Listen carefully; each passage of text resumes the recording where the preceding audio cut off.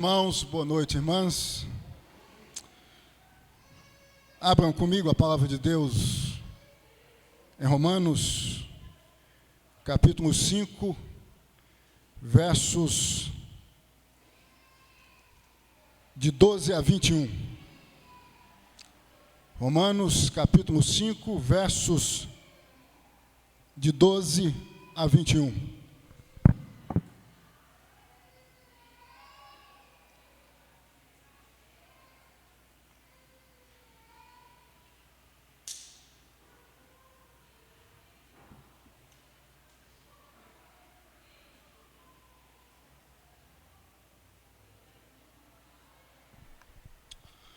Assim diz a bendita palavra de Deus.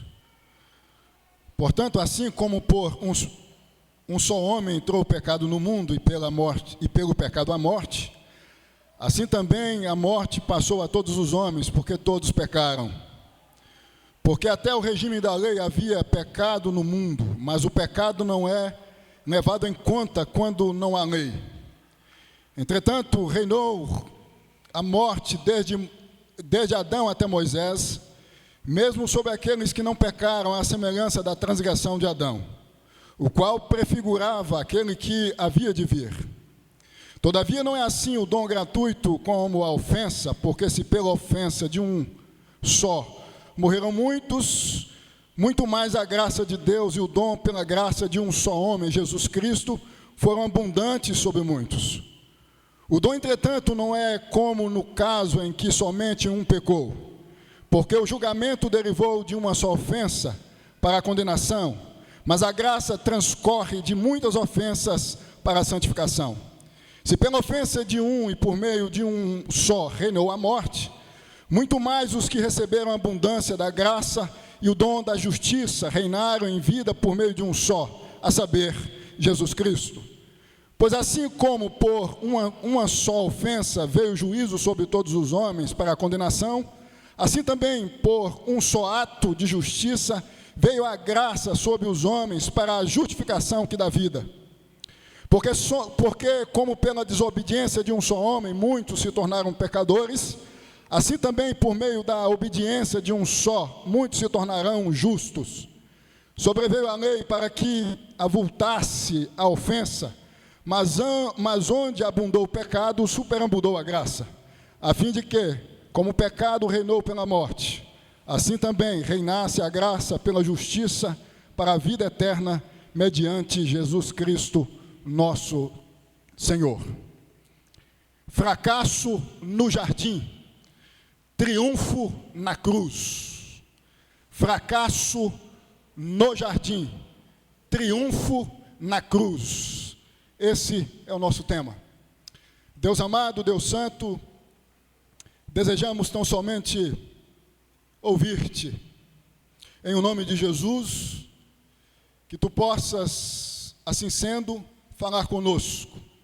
Desejamos ouvir tão somente a tua santa e bendita voz. Que assim seja. Amém e amém. Fracasso no jardim, triunfo na cruz. Meus irmãos e minhas irmãs, o apóstolo Paulo faz um paralelo entre o primeiro Adão, o representante federal da humanidade no jardim do Éden, considerando a queda, humanidade em pecado, com o segundo Adão, isto é, Jesus Cristo, representante ou fundador de uma nova raça, a raça cristã, uma nova humanidade. Neste paralelo há um contraste entre o fracasso do primeiro Adão com o triunfo do segundo Adão, isto é, Jesus Cristo. O que é extremamente relevante e oportuno destacarmos, considerando as teologias da atualidade que superestimam os jardins, momentos de bonança, é que o primeiro Adão fracassou no jardim da bonança, da perfeição. Já o segundo Adão triunfou na cruz da agonia, na cruz do sofrimento. Meus irmãos e minhas irmãs, a história mostra que os jardins existenciais não são apólices de seguro espiritual ou de comunhão com Deus, pois Adão e Eva sucumbiram na bonança. Lembramos-nos de Davi, já que foi no palácio que ele sucumbiu, quando em nome de uma paixão avassaladora por Betseba, cometeu adultério e homicídio, planejou a morte de Urias, esposo de Betseba. Os jardins muitas vezes acomodam, estagnam e por conseguinte podem gerar uma segurança inexistente. Adão e Eva se sentiram pelo desfecho de ambos no jardim, obcecados pelo poder, insensibilizados à voz de Deus, assim como Davi quando fez o que fez contra a casa de Urias. Em outras palavras, o que eu estou tentando dizer a vocês é que os jardins existenciais, sinônimos de bonança, não são apólices de seguro espiritual ou de comunhão com Deus. Muitos homens de Deus sucumbiram nos jardins, nos momentos de bonança. Conquanto nós podemos notar, ao observarmos a história de alguns que muitos triunfaram nos desertos, nos momentos difíceis, nos momentos de cruzes, nos momentos de angústias, nos momentos onde a existência se torna um útero seco, improdutível. Na teologia bíblica neotestamentária, a cruz é o caminho do triunfo. Já os jardins, um mundo de encantos, ou seja, sem problemas, é fantasia e risco para quem tem os pés de barro. Davi, vocês sabem, na condição de fugitivo, vivendo nos desertos, triunfou espiritualmente, isto é, não deixou de ser fiel a Deus. Mas o Davi, do palácio, dos muitos servos, sucumbiu, pecou contra Deus. Paulo, em Romanos 5, versos de 12 a 21, trata da questão do fracasso do primeiro Adão e do triunfo do segundo Adão. Assim podemos entender nas entrelinhas que o primeiro Adão fracassou no jardim, na bonança. Já o segundo Adão triunfou no sofrimento, na cruz, o oposto do que o primeiro Adão viveu no jardim. Enquanto o primeiro Adão fracassou no jardim, o segundo Adão triunfou no deserto, na cruz. A queda fez com que o triunfo de Cristo, passasse pela cruz, pelo sofrimento. Mas infelizmente, meus irmãos e minhas irmãs, muitos, por causa das teologias modernas, como a da prosperidade, preferem os jardins existenciais. Optam pelos jardins existenciais, em nome de uma fé que não é compatível com a fé dos homens de Deus, da história do Antigo e do Novo Testamento.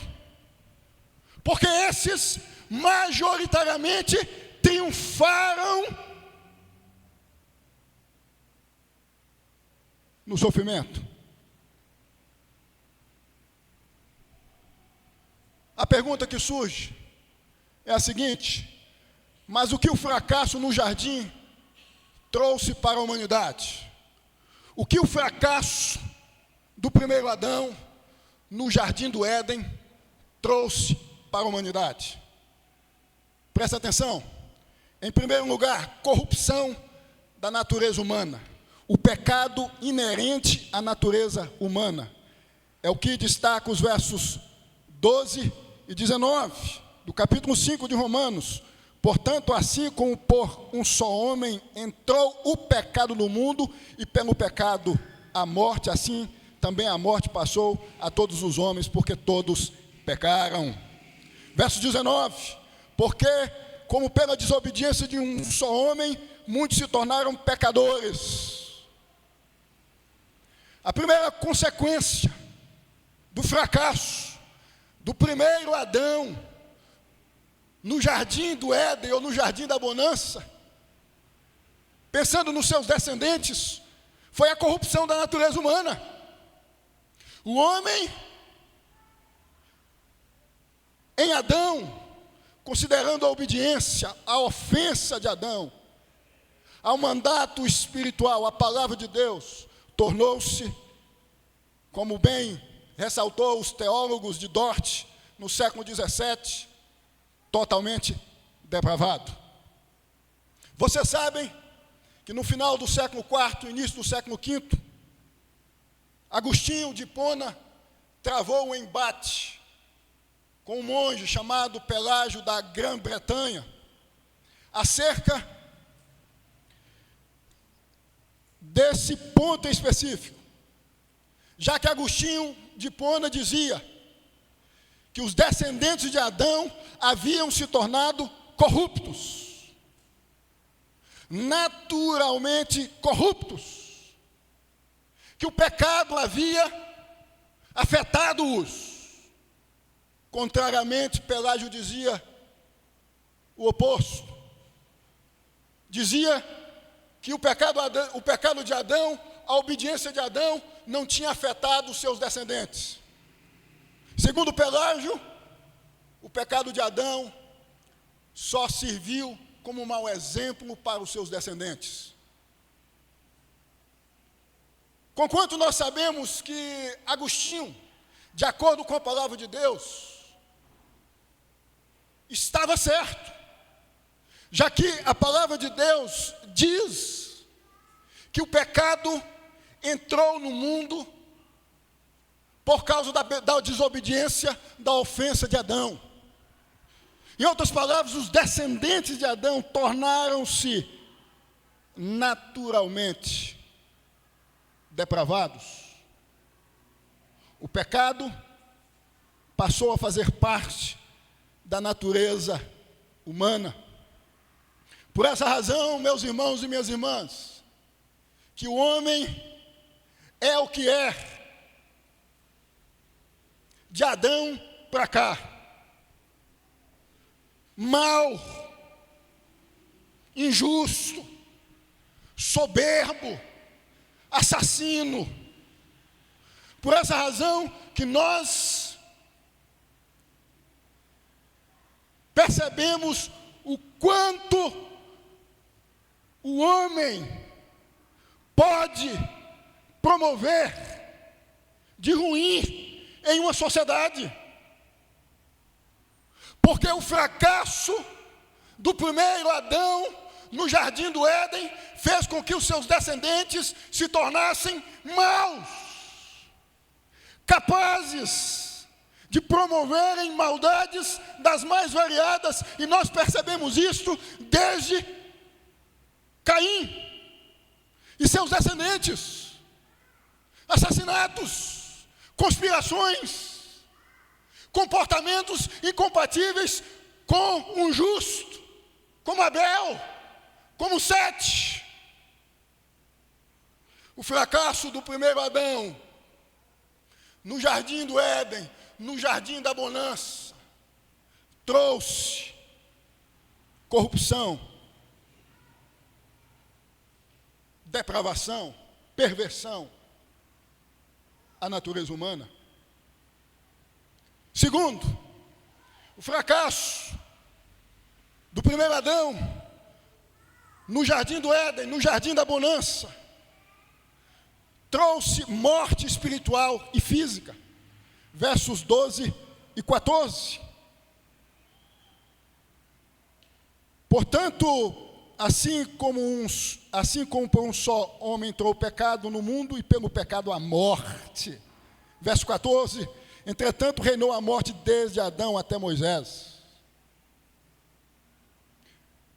Corrupção, principalmente da natureza humana. Segundo lugar, morte espiritual e física. O que significa? Que Adão, juntamente com seus descendentes, por causa da desobediência de Adão, deixaram de ter comunhão com Deus. Morte espiritual é sinônimo de descomunhão com Deus.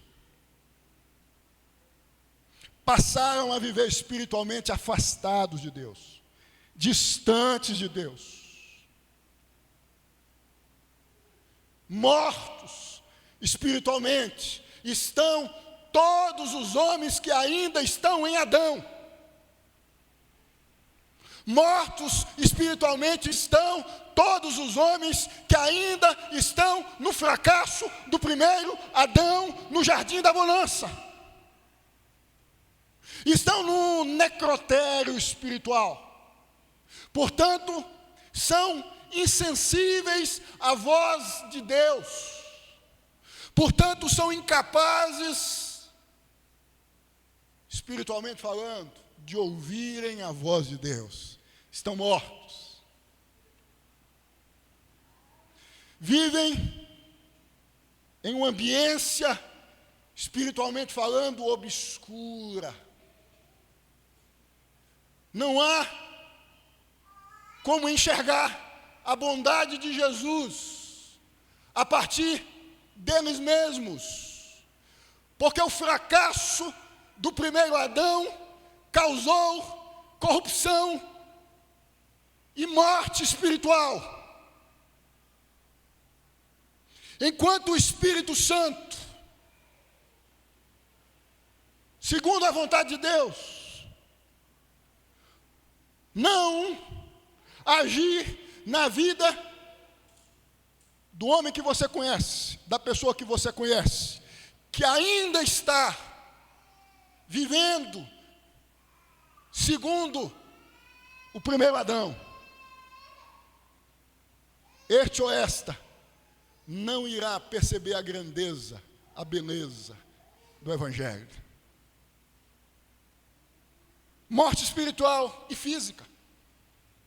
Eu já disse que morte espiritual significa descomunhão com Deus. Afastados do jardim, ambos, isto é, Adão e Eva, foram e passaram a morrer. E é importante nós entendermos uma coisa com relação a isto, que é a seguinte: Adão e Eva não morriam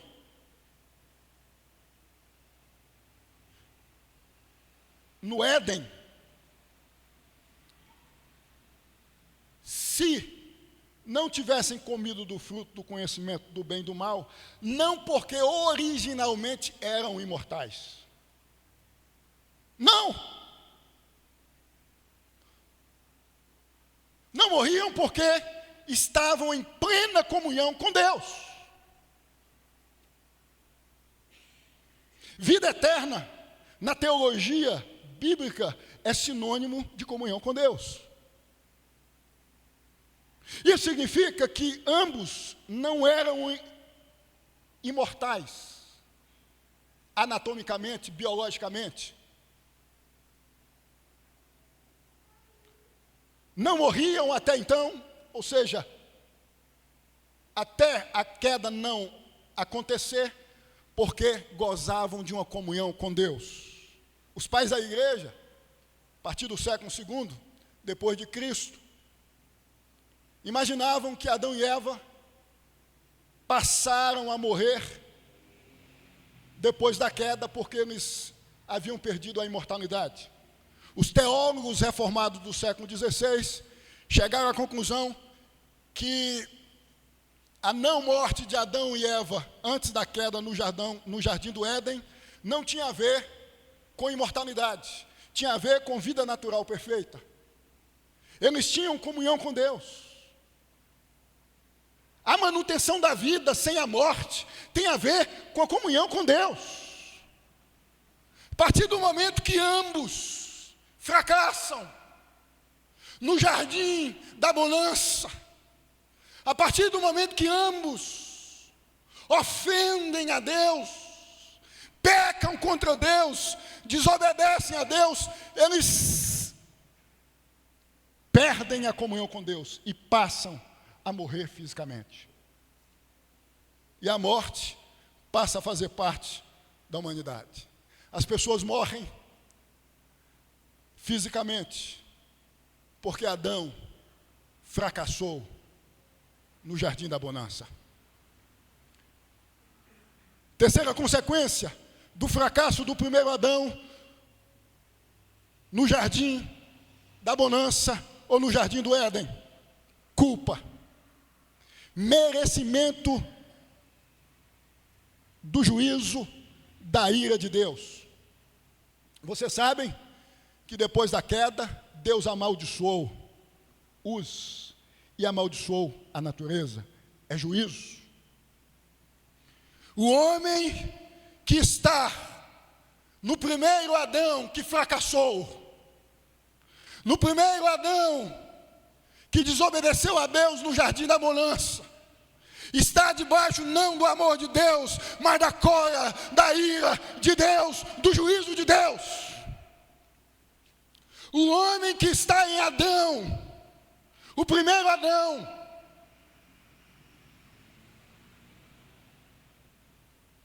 vive debaixo do juízo, da ira, da cólera de Deus. O fracasso do primeiro Adão trouxe culpa, merecimento do juízo, da ira de Deus, da condenação, do inferno, das trevas, do sofrimento eterno. Não há indesculpável, não há alguém que esteja em Adão que não mereça o juízo, a condenação eterna. Todos que estão no primeiro Adão são passivos de condenação, do juízo de Deus. Os pais da igreja, a partir do segundo século, também discutiram essa questão. Os descendentes de Adão, segundo eles, haviam herdado só a corrupção ou só a culpa? Alguns diziam só a corrupção, outros diziam não, só a culpa.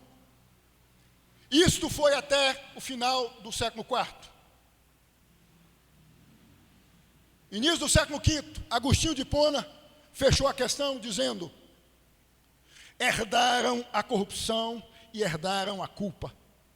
São corruptos e culpados.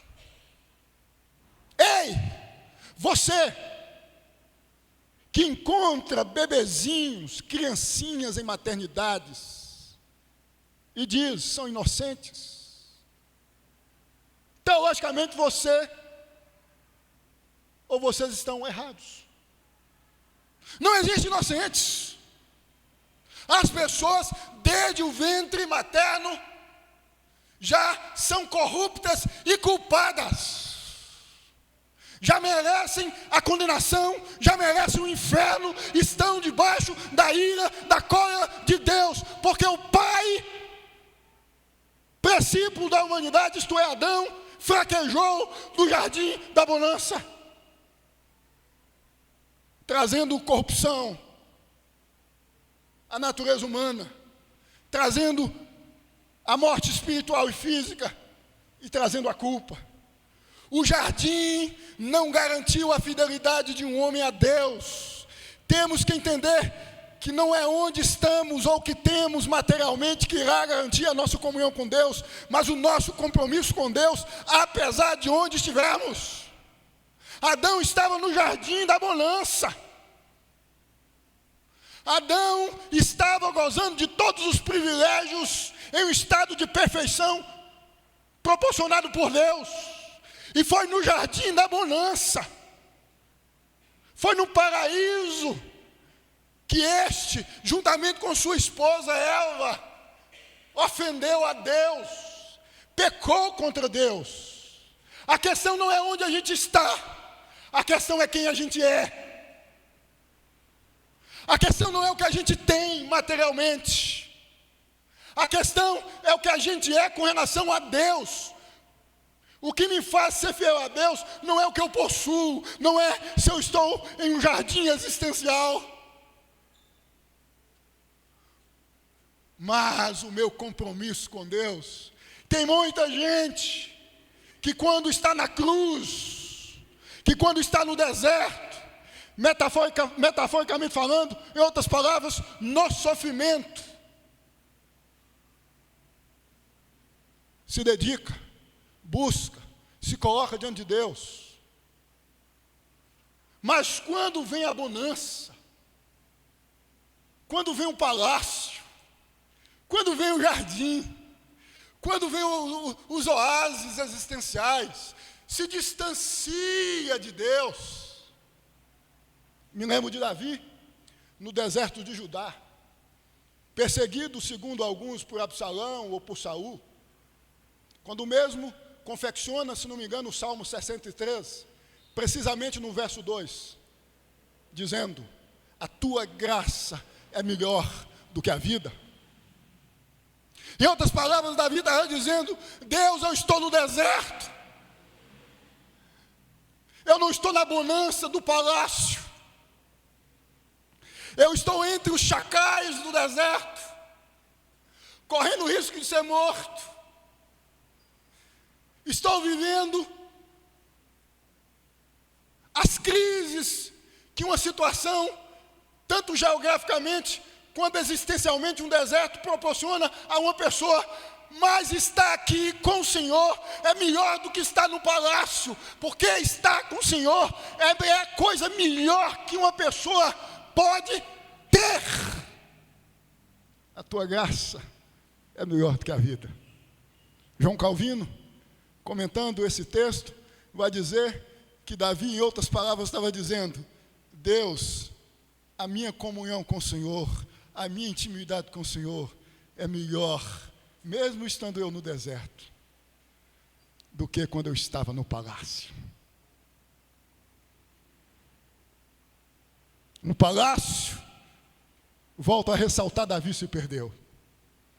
Mas nas cavernas, nos desertos, nos campos de batalhas, Davi foi um gigante, um soldado gigante de Deus nas mãos de Deus.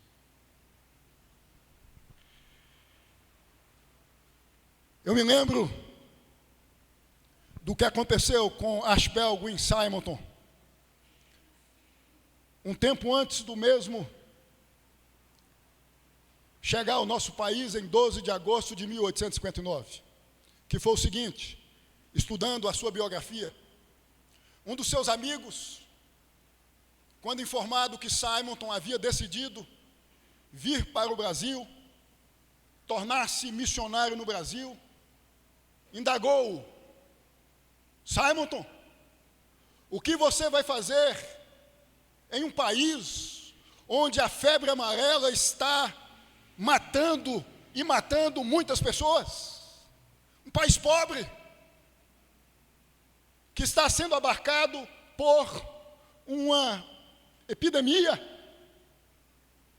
Você acabou de formar em teologia, em um dos melhores seminários do mundo. Ao que Simonton respondeu: meu amigo, o pior lugar para um homem estar, por melhor que ele seja, é estar fora do centro da vontade de Deus. O melhor lugar para um homem estar, por pior que ele seja, é estar no centro da vontade de Deus. Se eu estou no centro da vontade de Deus no deserto, é o melhor lugar. Se eu não estou no centro da vontade de Deus, no jardim da bonança, é o pior lugar. O primeiro Adão fracassou no jardim do Éden, no jardim da bonança. Isso significa que vida próspera, que a vida abundante, não é a pólice de seguro de uma espiritualidade sadia, de uma comunhão com Deus. Nós já vimos o que o fracasso do primeiro Adão trouxe para a humanidade. Nós temos que ver agora o que o triunfo do segundo Adão na cruz trouxe para os eleitos, para os salvos, para o que nós chamamos na teologia reformada de nova humanidade, de nova raça, de raça cristã. Jesus, o segundo Adão, triunfou no sofrimento. Enquanto, eu já disse, o primeiro Adão fraquejou na bonança, o segundo Adão triunfou no sofrimento. Sofrimento desde o seu nascimento, perseguição. O seu ministério começa no deserto. Acusações. E tantas outras coisas. A vida de Jesus foi marcada do nascimento à sua morte por sofrimento, mas foi por meio do sofrimento de Jesus que veio o triunfo, culminando com a sua ressurreição. Vida cristã é vida de sofrimento, vida cristã é vida de cruz, vida cristã é vida de martírio, vida cristã é vida de renúncia, mas isso não significa que nós, enquanto cristãos, que vivemos no deserto, nos desertos existenciais muitas vezes, estamos vivendo no fracasso. Jesus, segundo Pedro, é a fiel testemunha. Segundo Pedro, nós fomos vocacionados ao sofrimento, por isso que nós, enquanto estivermos no sofrimento, passando pelas turbulências da existência, pelas ambiências desérticas da existência, nós temos que nos colocar diante de Deus e dizer: Deus, que o deserto venha, mas que o Senhor nos encha de paz, para passarmos pelo deserto. A queda fez com que o triunfo de um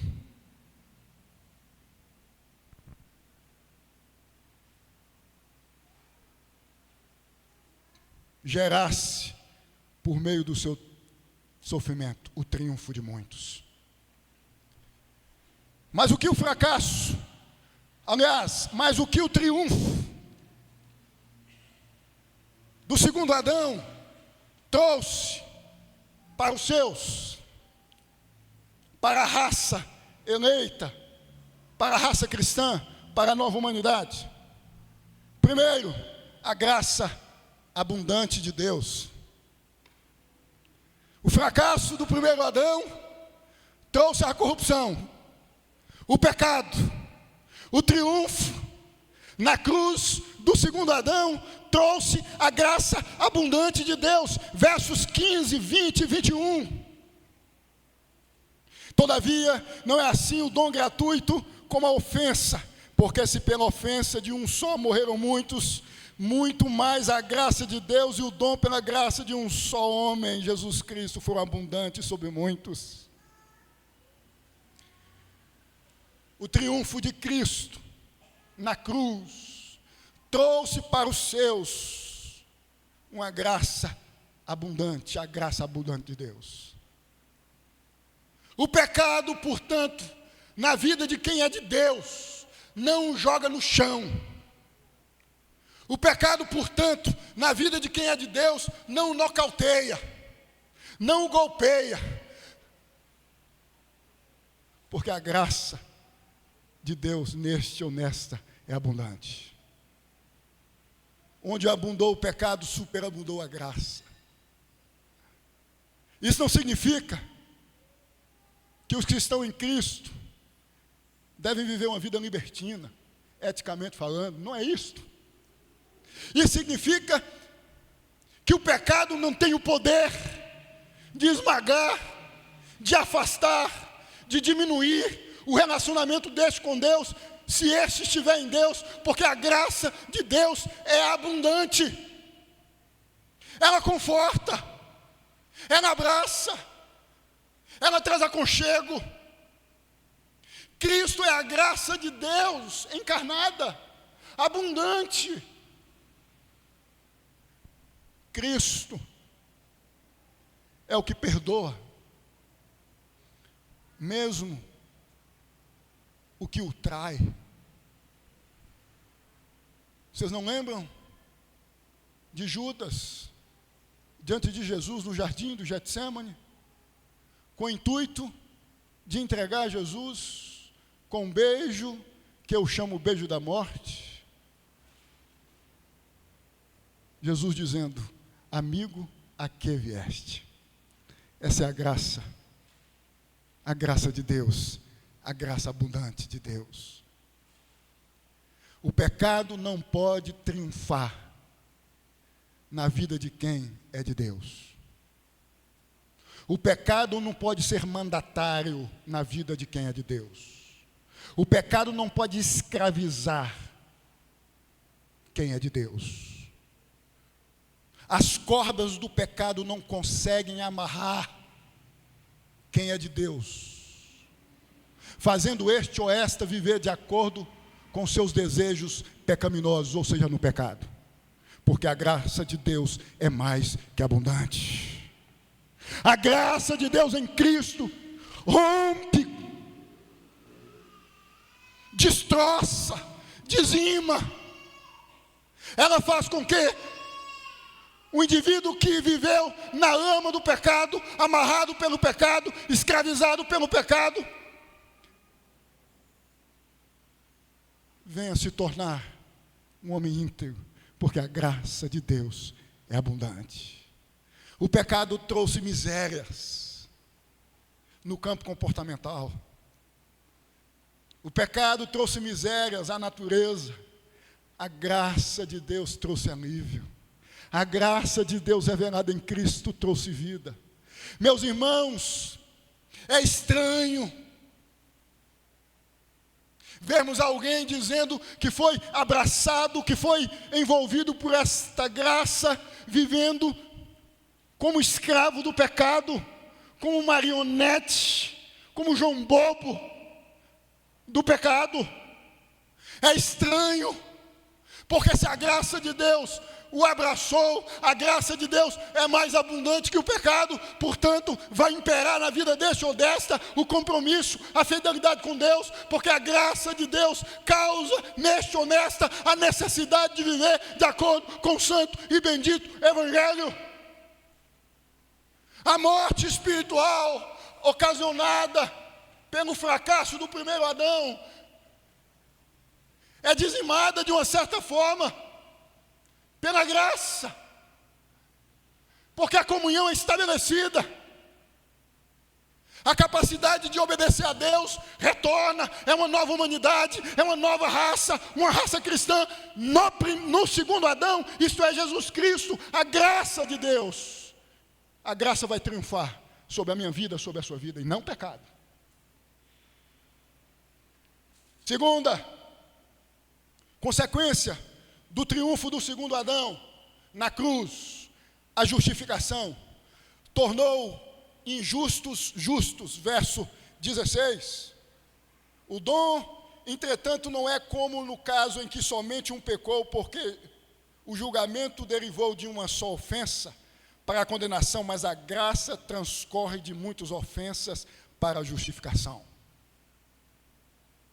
A graça é o restabelecimento da comunhão com Deus, é a reconciliação.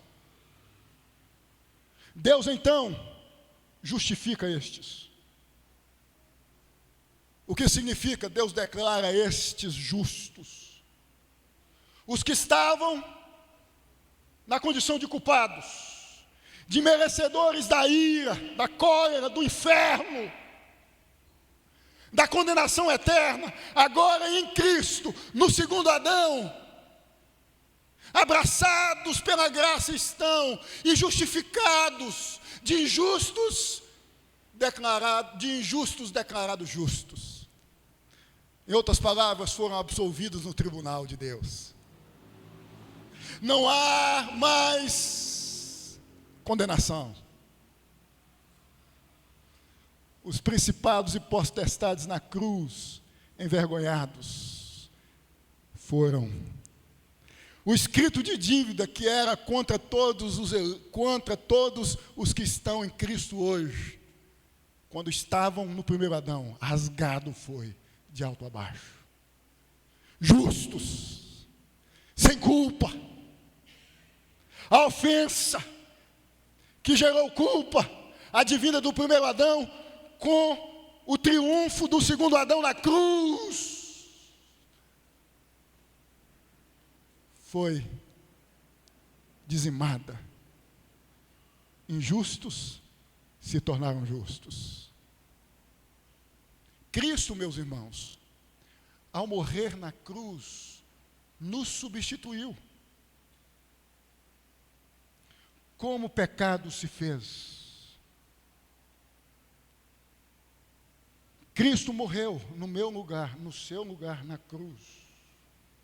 Houve uma substituição, uma transferência. A minha culpa, a sua culpa, a minha ofensa, a sua ofensa, recaiu sobre Cristo na cruz. Deus, quando enxerga Cristo na cruz, quando, melhor dizendo, Cristo está na cruz, não enxerga Cristo, me enxerga, te enxerga.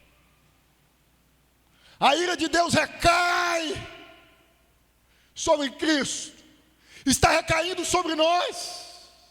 Cristo pagou a dívida. É uma função substitutiva.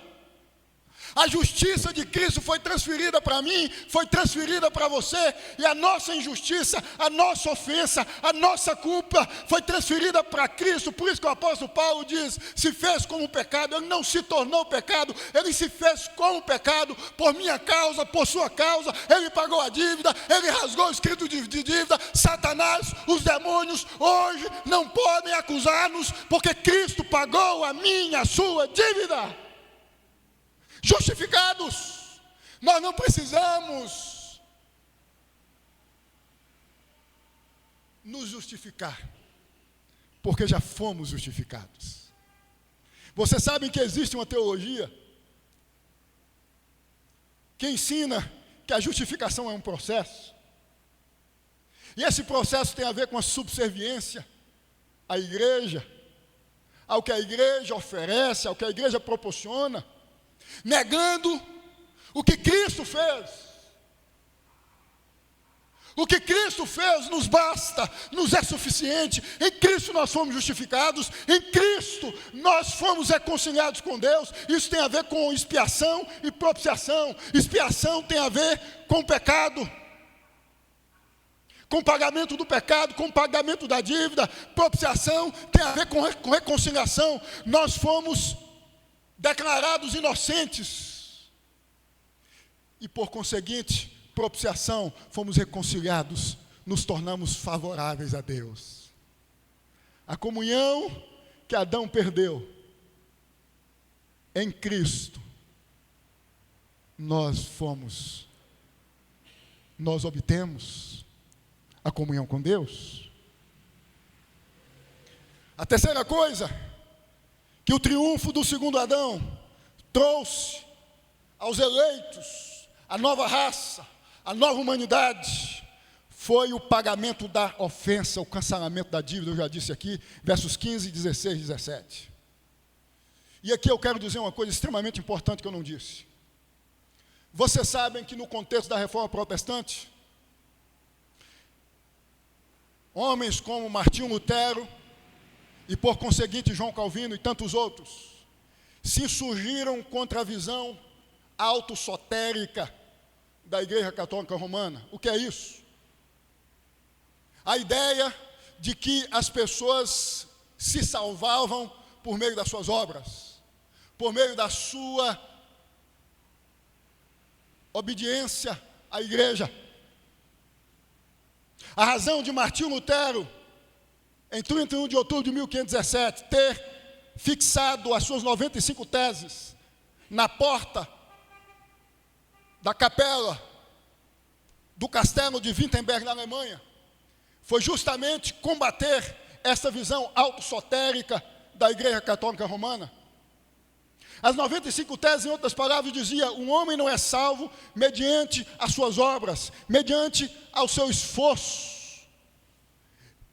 por obedecer às regras, às normas da Igreja Católica Romana da época. O homem é salvo mediante a fé em Cristo. Em outras palavras, o homem é salvo por meio das obras de Cristo. A dívida contraída por Adão, e que tem a ver comigo e com você, com todos que não estavam ainda no segundo Adão, só pode ser paga por meio do que Cristo fez. João Calvino reproduziu isto. Isto se tornou febre no contexto da Reforma Protestante do século XVI. E o entendimento foi de que o homem não é salvo por meio do que ele faz, mas por meio do que Cristo fez. É isso que o apóstolo Paulo está dizendo aqui. Se por meio de um veio a condenação, primeiro Adão, por meio do outro, segundo Adão, veio a salvação, veio a justificação, veio a absolvição, veio a graça, veio o perdão. E isso não tem a ver comigo, não tem a ver com você, ou seja, não tem a ver com o que eu faço, com o que você faz, tem a ver com o que Cristo fez por mim e por você. É óbvio que se eu estou em Cristo, eu vou reproduzir o que Cristo quer que eu reproduza. O próprio Cristo diz: as minhas ovelhas ouvem a minha voz e me seguem. Nós vivemos em um contexto, pensando na igreja evangélica brasileira, parecido com o contexto da Reforma Protestante do século XVI, entre os evangélicos protestantes brasileiros. Porque a ideia que se tem, isso a gente percebe visitando qualquer uma dessas igrejas enormes, espalhadas por nosso país, precisamente em São Paulo. O que nós percebemos? Que a salvação se tornou um produto. As pessoas estabelecem negócio, estão vendendo a salvação, estão vendendo as promessas, estão vendendo as bênçãos de Deus, por meio de rosas, por meio de botijas cheias de água, por meio de lenços e de tantas outras coisas. Virou uma superstição, virou um misticismo, virou um cativeiro totalmente, onde se percebe pessoas sendo escravizadas por uma fé cega, que não tem a ver com o que as Escrituras ensinam. Hoje nós precisamos mais do que nunca dizer a muitos, não aos que não têm Jesus, mas aos que estão professando Jesus, que eles precisam abraçarem a ideia, a doutrina, a santa doutrina, a bendita doutrina da graça, da salvação mediante a fé em Cristo Jesus. O pagamento da ofensa, da dívida, relacionado ao fracasso do primeiro Adão, não tem a ver com o que eu posso comprar em uma determinada igreja, com o que eu posso obter com o que eu tenho, com o dinheiro que eu tenho em uma determinada igreja. O meu relacionamento com Deus não é desenvolvido a partir das compras que eu faço, dos utensílios cognominados abençoados em muitos contextos eclesiásticos. Tem a ver com a minha fidelidade a Deus, tem a ver com o meu compromisso com Cristo. Eu concluo essa mensagem dizendo a vocês, meus irmãos e minhas irmãs, na vida cristã a referência não é o primeiro Adão, ou seja, o jardim, mas o segundo Adão, isto é, Cristo, que viveu no deserto, que foi posto em uma cruz. O ministério de Cristo que trouxe a reconciliação dos que em Adão, no jardim, caíram. Foi marcado pelo sofrimento, por isso que o apóstolo Pedro, e eu já disse aqui em sua primeira carta, ressalta que fomos vocacionados ao sofrimento, já que Cristo é a fiel testemunha. Não devemos desprezar as cruzes, os desertos, buscando os jardins, entendendo-nos que são nos jardins que estaremos blindados, porque se assim fizermos, iremos sucumbir. Os jardins existenciais, as bonanças não nos blindam. O que nos blindam contra o pecado, contra as ciladas do diabo, é o nosso compromisso com Deus. Que Deus nos abençoe, que Deus nos sustente, que Deus nos acompanhe em nome de Jesus. Eu gostaria de